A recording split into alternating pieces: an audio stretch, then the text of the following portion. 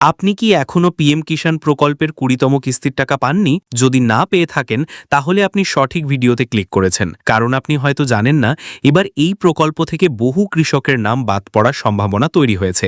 এমনকি আপনি বা আপনার কোনো পরিচিতর নামও এই তালিকায় থাকতে পারে, আর সেই কারণেই অনেকেই এখনো পর্যন্ত টাকা পাননি। কিন্তু চিন্তার কিছু নেই, কারণ আপনারা দেখছেন অনলাইন ই সার্ভিস গাইড, যেখানে সরকারি খবর, স্কিম ও আপডেট পাই সবার আগে একদম সহজ ভাষায়।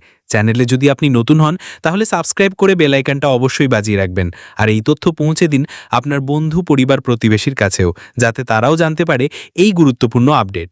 আজকের এই ভিডিওতেই আমরা বলবো কিভাবে আপনি বুঝবেন আপনার সমস্যা কোথায় এবং এর সমাধানই বা কী। সরকারের পক্ষ থেকে ইতিমধ্যে একটি জরুরি নোটিশ প্রকাশ করা হয়েছে, যেখানে বলা হয়েছে বহু কৃষককে সাসপেক্টেড কেস হিসাবে চিহ্নিত করা হয়েছে, অর্থাৎ আপাতত তারা এই প্রকল্প থেকে বঞ্চিত হতে চলেছেন। এই সন্দেহভাজন তালিকায় যদি আপনার নাম থেকেও থাকে তাহলে তার পেছনের কারণটা জানা খুবই দরকার। আজকের এই ভিডিওর মূল উদ্দেশ্যই হলো সেই গোপন তথ্য আপনাদের সামনে তুলে ধরা এবং সরকারি গাইডলাইনের ভিত্তিতে বিষয়টি ব্যাখ্যা করা। নোটিশে স্পষ্টভাবে বলা হয়েছে, the department has identified certain suspected cases that may fall under the exclusion criteria outlined in the PM Kisan scheme guidelines. এর মানে হলো কিছু কৃষকের তথ্য প্রকল্পের নির্ধারিত নিয়মের সঙ্গে মেলে না।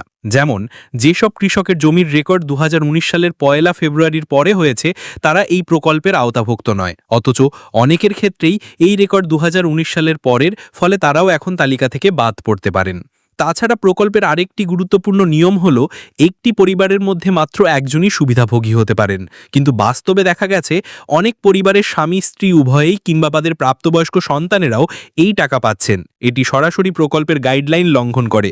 এরকম ক্ষেত্রেই অনেকের টাকা আপাতত বন্ধ করে দেওয়া হয়েছে, যতক্ষণ না পর্যন্ত ফিজিক্যাল ভেরিফিকেশন সম্পন্ন হয়।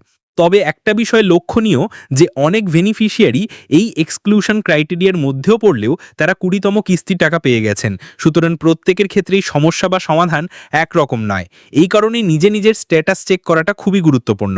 এখন প্রশ্ন হলো, আপনি কিভাবে বুঝবেন আপনার কিস্তির টাকা আটকে গেছে কেন? এর জন্য আপনাকে যেতে হবে পিএম কিষাণের অফিসিয়াল ওয়েবসাইটে। সেখানে নো ইয়োর স্ট্যাটাস অপশনটি সিলেক্ট করতে হবে। রেজিস্ট্রেশন নাম্বার ও ক্যাপচা কোড দিয়ে ওটিপি যাচাইয়ের পর দেখতে পাবেন আপনার স্ট্যাটাস। এরপর রিজন অফ ইনএলিজিবিলিটি অপশনে ক্লিক করে দেখতে হবে আপনি কোনো গাইডলাইন ভেঙেছেন কিনা।